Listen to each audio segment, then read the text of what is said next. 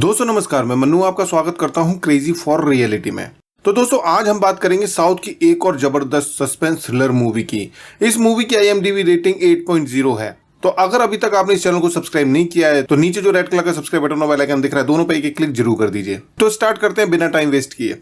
तो दोस्तों फिल्म की शुरुआत में हम देखते हैं कि एक घनी अंधेरी रात में दो पुलिस वाले पेट्रोलिंग कर रहे होते हैं। अचानक गाड़ी बंद हो जाती है, इसलिए उनमें से एक पुलिस वाला पेशाब करने के लिए झाड़ियों की तरफ जाता है तो अचानक उसकी नजर एक लड़की की लाश पर पड़ती है जिसका गला काट दिया गया है और बुरी तरह से उसके बालों को खींचकर उसके पैरों के साथ बांध दिया गया है। पुलिस वाला भागकर दूसरे पुलिस वाले को बताता है और थोड़ी देर बाद वहां पर पुलिस की टीम पहुंच जाती है और उनकी बातचीत से हमें यह पता चलता है कि कुछ दिन पहले भी बिल्कुल इसी तरह से एक लाश पुलिस वालों को मिली थी जहां पे लड़की को इसी तरह से मारा गया था। अब ये केस लोकल पुलिस से हटाकर SP लोकनाथन की टीम को दे दिया जाता है। SP लोकनाथन की टीम में होते हैं प्रकाश और बीना, जहां बीना उनकी टेक्निकल असिस्टेंट होती है। दोस्तों SP लोकनाथन एक जाबाज ईमानदार पुलिस ऑफिसर है। उसे गुस्सा भी बहुत जल्दी आता है। वो अपने काम में स्ट्रिक्ट है और उसकी टीम में जो प्रकाश है उसने अभी अभी पुलिस फोर्स ज्वाइन किया है, लेकिन वो इतना डरपोक है कि रात में सुसु करने भी अकेला नहीं जाता। खैर, केस क्राइम ब्रांच के पास आने के बाद SP लोकनाथन अपनी टीम के साथ उस लड़की की डेड बॉडी की जांच करने के लिए मोर्चरी जाते हैं और वहां डॉक्टर बताते हैं कि लड़की का गला स्टील वायर से घोटा गया है। लड़की के शरीर पर ना ही हाथापाई के निशान मिले हैं, ना ही उसके ब्लड में कोई नशीली दवाई मिलाई गई है। इसका मतलब है कि कातिल जरूर लड़की की पहचान कर रहा होगा। खैर, इसके बाद SP लोकनाथन प्रकाश को मोर्चरी के अंदर बुलाते हैं। यहाँ प्रकाश उस डेड बॉडी को देखकर उल्टियां करने लगता है, वहां से बाहर आ जाता है क्योंकि एक तो ये प्रकाश का पहला केस था और इतने पास से उसने कभी डेड बॉडी नहीं देखी थी और जैसा कि उसको डरपोक बताया गया है तो प्रकाश की ऐसी हालत देखकर SP प्रकाश को केस छोड़कर घर जाने की सलाह देता है क्योंकि वो अपने केस में किसी भी तरह की रुकावट पसंद नहीं करता। वो प्रकाश को डांटते हुए कहता है कि मैं यहाँ पर केस सॉल्व करने के लिए आया हूँ, ना कि तुम्हें सिखाने के लिए। ये सुनकर प्रकाश को बुरा तो बहुत लगता है, लेकिन फिर भी वो ये केस छोड़कर नहीं जाता। खैर, इसके बाद SP और उसकी टीम कृष्णा पार्क नाम के एक लॉज में रुकते हैं जहां पर दोनों एक ही रूम शेयर करते हैं। तब प्रकाश की नजर कपड़े चेंज कर रहे SP की पीठ पर लगे जख्मों पर जाती है, लेकिन वो इसके बारे में कुछ पूछ नहीं पाता। खैर, अब अगले दिन SP और प्रकाश क्राइम सीन पर पहुंचते हैं जहां पर SP कातिल की सोच को समझने के लिए प्रकाश को उसी लड़की के पोज में बिठाकर ये अंदाजा लगाता है कि कातिल विक्टिम के बालों को इसलिए बांधता होगा ताकि जब वो उसके सामने खड़ा हो तो उसे विक्टिम का सीधा चेहरा दिखाई दे, उसकी तड़प, उसकी बेबसी, लाचारी को देखकर वो एंजॉय कर सके। इसका मतलब है कि कातिल को विक्टिम को तड़पते हुए देखना बहुत अच्छा लगता होगा। विक्टिम की बॉडी को इसलिए नहीं दफनाता होगा क्योंकि कातिल को लगता है कि पुलिस को इसके खिलाफ कोई भी सबूत नहीं मिल पाएगा, यानी कि कातिल ओवर कॉन्फिडेंट है। तभी SP को खबर मिलती है कि पास के जंगल में एक और लड़की की डेड बॉडी मिली है और उसको भी बिल्कुल इसी तरह से मारा गया है। क्राइम सीन पर पहुंचकर उन्हें पता चलता है कि इस लड़की की मौत रात को 10 से 11 बजे के बीच हुई है, जिसके बाद SP प्रकाश को इस केस की तहकीकात करने के लिए बोलता है और खुद कमिश्नर से मिलने के लिए उसके ऑफिस जाता है। प्रकाश की खोजबीन से यह पता चलता है कि लड़की का नाम सयोनी है, जिसकी उम्र 26 ईयर्स थी और वो एक NGO के बच्चों को ट्यूशन देती थी। NGO में जाकर प्रकाश को पता चलता है कि सयोनी NGO से 8 बजे निकल गई थी, लेकिन उसकी स्कूटी खराब हो गई थी। हालांकि फिर भी वो स्कूटी को अपने साथ में लेकर गई थी। छानबीन के दौरान प्रकाश को यह भी पता चलता है कि NGO से थोड़ी दूरी पर एक गैराज भी है, तो हो सकता है कि वो लड़की स्कूटी रिपेयर कराने वहां गई हो। तो प्रकाश गैराज में जाकर वहां के लड़के को सयोनी की फोटो दिखाकर पूछता है तो वो लड़का कहता है कि ये कार गैराज है और यहाँ पे सिर्फ कार ही ठीक होती है। इसी बीच प्रकाश के साथ आए कांस्टेबल को सयोनी के बारे में एक खबर मिलती है कि उसकी स्कूटी पर्पल कलर की थी और उसका नंबर 3593 था और तभी प्रकाश की नजर उसी गैराज में रखी पर्पल स्कूटी पर पड़ती है जिसका नंबर भी 3593 था। अब प्रकाश उस लड़के को स्कूटी दिखाकर पूछता है तो वो लड़का स्कूटी देखकर बहुत डर जाता है। कहता है कि उसे स्कूटी के बारे में कुछ नहीं पता, वो तो शाम को 6 बजे ही चला गया था। उसके जाने के बाद अगर वो लड़की आई होगी तो स्कूटी मालिक ने ली होगी। अब गैराज के मालिक से पूछताछ करने पर पता चलता है कि कल रात को वो लड़की आई थी और उसकी स्कूटी के इंजन में प्रॉब्लम थी, जिसकी वजह से वो स्कूटी वहीं छोड़कर चली गई थी। इसके बाद वो कहाँ गई उसे कुछ नहीं पता। इधर SP कमिश्नर के पास आकर उनसे 40 पुलिस ऑफिसर की टीम और 10 पुलिस पेट्रोलिंग गाड़ी मांगता है, जिसके बाद कमिश्नर SP की बातें मान लेता है और अब SP सभी पुलिस वालों को सिविल ड्रेस में रहने के लिए कहता है और यह भी तय होता है कि किसी भी लड़की की मिसिंग रिपोर्ट उसके पास आनी चाहिए।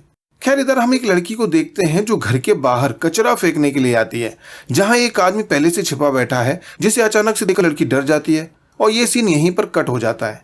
फिर इधर वीना SP को कॉल करके एक लड़की की मिसिंग कंप्लेंट बताती है। अब चूंकि हर बार वो कातिल लड़कियों को जंगल में ले जाकर मारता था, इसीलिए इस बात का पता लगाया जाता है कि मिसिंग लोकेशन के 5 किलोमीटर के रेडियस में कोई जंगल है या नहीं। और पता चलता है कि जंगल तो नहीं, लेकिन एक गन्ने का खेत जरूर है। ये सुनकर एसपी तुरंत अपनी टीम को लेकर वहां पहुंचता है, लेकिन उन्हें वहां पर कातिल तो नहीं मिलता, एक कपल जरूर मिलता है एंजॉय करते हुए। तभी खबर आती है कि ओलापुर के पास एक जंगल में लड़की की डेड बॉडी मिली है। और ये सुनते ही एसपी अपनी टीम के साथ क्राइम सीन पर पहुंच जाता है, जहां हम देखते हैं कि ये तो वही लड़की है जो कचरा फेंकने घर से बाहर आई थी। और ये लड़की उसी कांस्टेबल की बेटी होती है जो एसपी के साथ इस केस की तहकीकात कर रहा था। और वो अपनी बेटी को इस हालत में देखकर बहुत रोता है। अगले दिन दोस्तों एसपी प्रकाश को पुराने रिकॉर्ड्स चेक करने के लिए बोलता है कि कहीं दूसरे शहरों में भी इस तरह के मर्डर तो नहीं हुए हैं। जिसके बाद प्रकाश और वीना पिछले 10 साल के रिकॉर्ड चेक करते हैं, लेकिन उन्हें कुछ पता नहीं चलता। तभी प्रकाश एसपी को बताता है कि कुछ सीरियल किलर लोगों का मर्डर करके कुछ सालों तक गायब हो जाते हैं और फिर दोबारा अपने काम को शुरू कर देते हैं, और वो गैप 20 से 30 साल का होता है। अब सवाल पैदा होता है कि इतना बड़ा गैप वो क्यों लेते हैं। तो बताता है कि क्योंकि जब कातिल को मर्डर करके जो खुशी मिल रही थी, अगर वही खुशी किसी इंसान या किसी चीज से मिल रही हो तो कातिल मर्डर करना छोड़ देता है, लेकिन जब उसको वही खुशी नहीं मिलती तो वो फिर से मर्डर करना शुरू कर देता है। अब उनकी टीम पिछले 20 से 30 सालों का रिकॉर्ड चेक करते हैं और पता चलता है कि 1973 से 1979 में कुछ इसी तरह के मर्डर हुए थे, और इन 6 सालों में टोटल 9 मर्डर हुए थे। उस समय विक्टिम की एज 42 से 45 ईयर्स की थी। प्रकाश को पहले के मर्डर केस में एक कनेक्शन मिलता है कि उस समय मर्डर तो अलग अलग जगह पर हुए थे, लेकिन इन सारे केस की इन्वेस्टिगेशन एक ही ऑफिसर कर रहा था और उसका नाम था इंस्पेक्टर जॉन सेबेस्टियन। जिसके बाद एसपी उस एड्रेस के लिए निकल जाता है। इधर प्रकाश इस केस की विक्टिम की फोटोज देखकर एक कॉमन चीज नोट करता है, जिसके बाद वो डॉक्टर को विक्टिम्स की फोटो दिखाकर गले में एक निशान के बारे में पूछता है कि ये निशान कैसा है। और डॉक्टर से पता चलता है कि हमारी बॉडी में 32 प्रेशर पॉइंट्स होते हैं और किसी खास प्रेशर पॉइंट पर किसी खास तरीके से हिट किया जाए तो इंसान बेहोश हो जाता है। और उस जमाने में जब इंटरनेट नहीं होता था तो ये टेक्निक्स आम इंसान को सिर्फ किताबों से पता चलती थी। तो डॉक्टर की बातें सुनकर प्रकाश लाइब्रेरी में जाकर 1979 से पहले प्रेशर पॉइंट वाली किताब को ढूंढता है और पता करता है कि इन्हें किन किन लोगों ने पढ़ा है। और इधर एसपी जॉन सेबेस्टियन के घर पहुंचता है, जहां कैनेडी नाम का एक आदमी दरवाजा खोलता है। और तब एसपी जॉन के बारे में पूछता है तो कैनेडी बताता है कि जॉन उसके पिता थे, जिनका कई साल पहले हार्ट अटैक की वजह से निधन हो गया। अब एसपी अपनी असली पहचान छुपाकर बोलता है कि मैं टेक्सटाइल का बिजनेस करता हूं और जॉन सर का मेरे ऊपर बड़ा एहसान है। बातचीत से पता चलता है कि कैनेडी एक फोटोग्राफर है और उसका बेटा भी है जो दिल्ली में पढ़ता है। एसपी नोट करता है कि कैनेडी को एक तरह की प्रॉब्लम है जिसमें इंसान को सारी चीजें ठीक जगह पर साफ सुथरी रखना पसंद होता है। कैनेडी की शादी 1979 में हुई थी और कुछ महीने पहले ही उसकी वाइफ की डेथ हो गई। ये सुनकर एसपी को याद आता है कि 1979 में ही सीरियल किलर ने मर्डर करना बंद कर दिया था, और अब चूंकि कैनेडी की वाइफ की डेथ हो चुकी है इसलिए उसने फिर से मर्डर करना शुरू कर दिया है। अब एसपी का सारा शक कैनेडी पर है। खैर एसपी वहां से निकल जाता है और उसे प्रकाश फोन करके बताता है कि ये सारे मर्डर जिसने किए हैं उसका नाम कैनेडी है, और एसपी का शक यहाँ यकीन में बदल जाता है। खैर दोस्तों, अब कैनेडी को पकड़ने के लिए एसपी एक प्लान के अकॉर्डिंग कैनेडी के घर के बगल वाले घर को रेंट पर लेकर प्रकाश को उसमें पूरे दिन निगरानी करने के लिए भेजता है। और प्रकाश कैनेडी के बगल वाले घर में शिफ्ट हो जाता है, जहां पर कैनेडी और प्रकाश की थोड़ी सी बातचीत भी होने लगती है। फिर एक रात प्रकाश देखता है कि कैनेडी अपनी गाड़ी लेकर कहीं जा रहा है। वो तुरंत एसपी को इन्फॉर्म करता है। एसपी अपनी टीम को अलर्ट कर देता है और एसपी की टीम कैनेडी की गाड़ी को फॉलो करती है, लेकिन एक पॉइंट पर आकर कैनेडी की गाड़ी उनसे मिस हो जाती है। खैर काफी वेट करने के बाद में एक पुलिस वाले को कैनेडी की गाड़ी दिखाई देती है, जिसके बाद एसपी भी उस जगह पर पहुंच जाता है और उस पुलिस वाले को कॉल करके कैनेडी की जांच करने के लिए कहता है। लेकिन पूछताछ में पता चलता है कि वो मूवी देख कर आ रहा था और मूवी की टिकट भी उसके पास है। गाड़ी की डिक्की चेक करता है तो उसमें भी कुछ नहीं मिलता, जिसके बाद कैनेडी वहां से चला जाता है। इधर एसपी प्रकाश को कैनेडी की एब्सेंस में उसके घर में जाकर चेक करने को बोलता है। प्रकाश ऐसा ही करता है, लेकिन वहां पर उसे कुछ नहीं मिलता।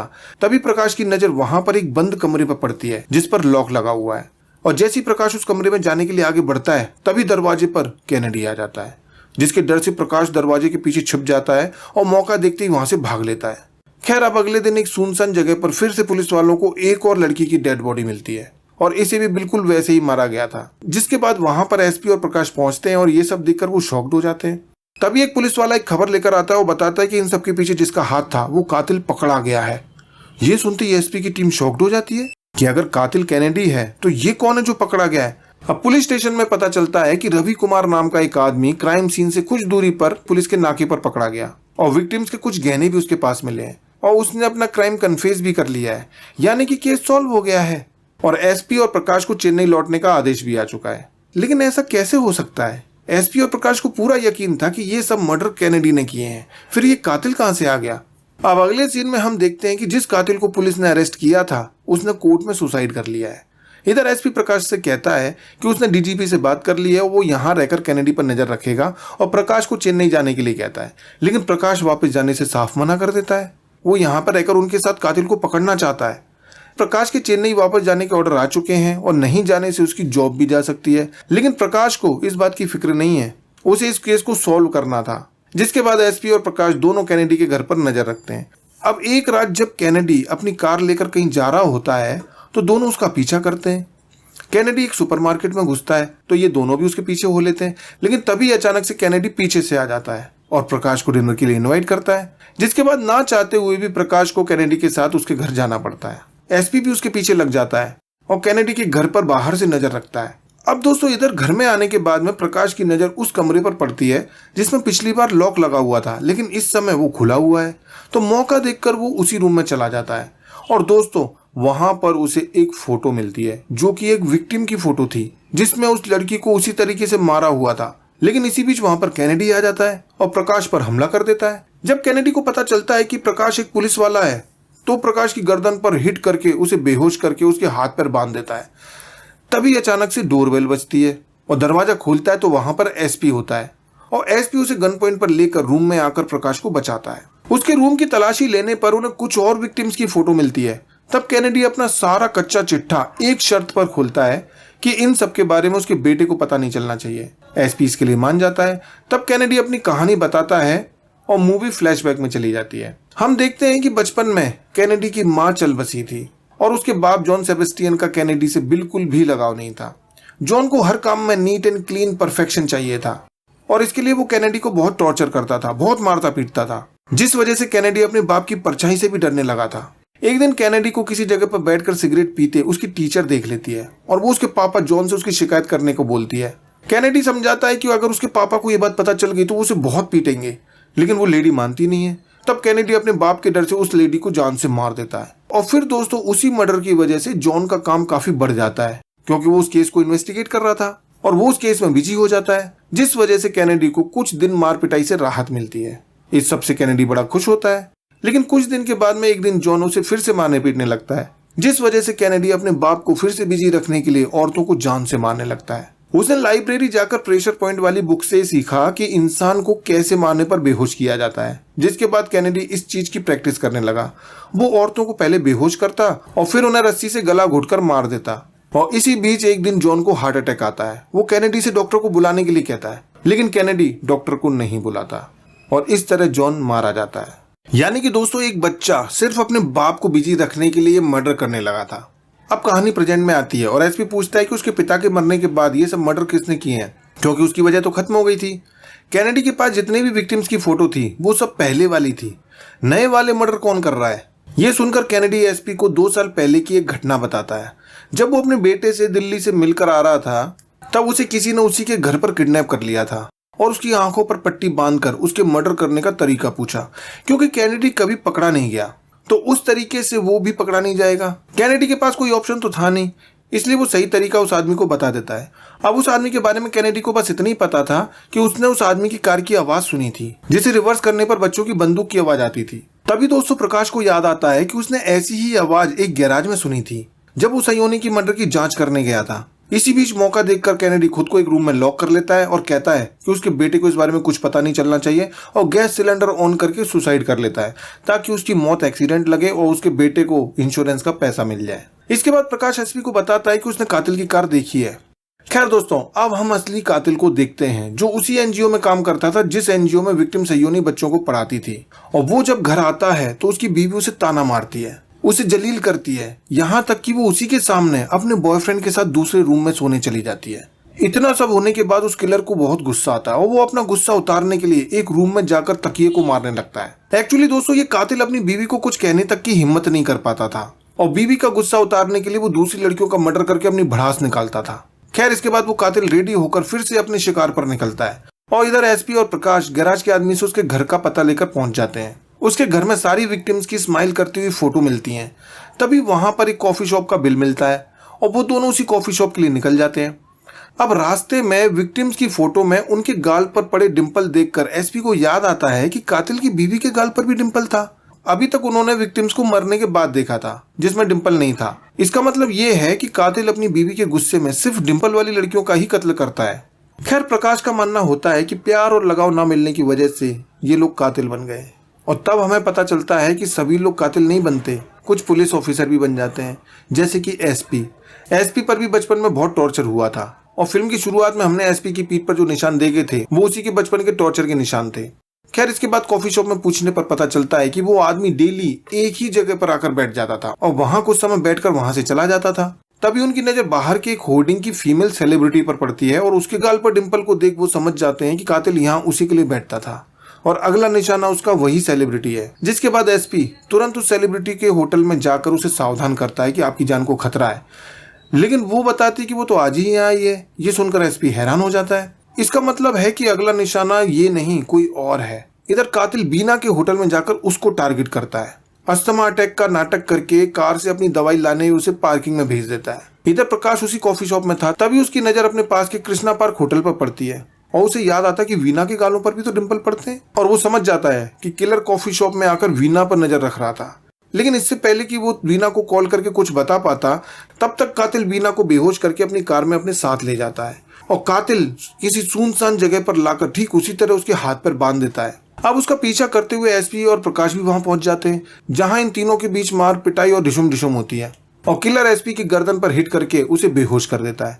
अब कातिल के हाथ में एसपी की गन लग जाती है और वो प्रकाश पर गोली चलाता है, लेकिन प्रकाश बच जाता है और एक समय पर वो गन स्टॉप हो जाती है। अब उसे दोबारा रिलोड करना कातिल को नहीं आता। तब प्रकाश को मौका मिल जाता है और वो कातिल को पत्थर फेंक कर मारता है, जिससे कातिल गुस्से में आकर वो गन प्रकाश की तरफ फेंक कर मारता है और प्रकाश उस गन को लेकर उसे फिर से रिलोड करके कातिल को गोली से उड़ा देता है, जिससे कातिल की तुरंत मौत हो जाती है। खैर, एसपी प्रकाश और वीना का हॉस्पिटल में ट्रीटमेंट होता है और पता चलता है कि प्रकाश अब चेन्नई नहीं जाएगा, वो यहीं पर एसपी लोकनाथन के साथ नए केस को इन्वेस्टिगेट करेगा और इसी के साथ ये मूवी खत्म हो जाती है। तो दोस्तों, आपको ये मूवी कैसी लगी? वीडियो अच्छा लगा हो तो लाइक कीजिए, सब्सक्राइब कीजिए और देखते रहिए क्रेजी फॉर रियलिटी।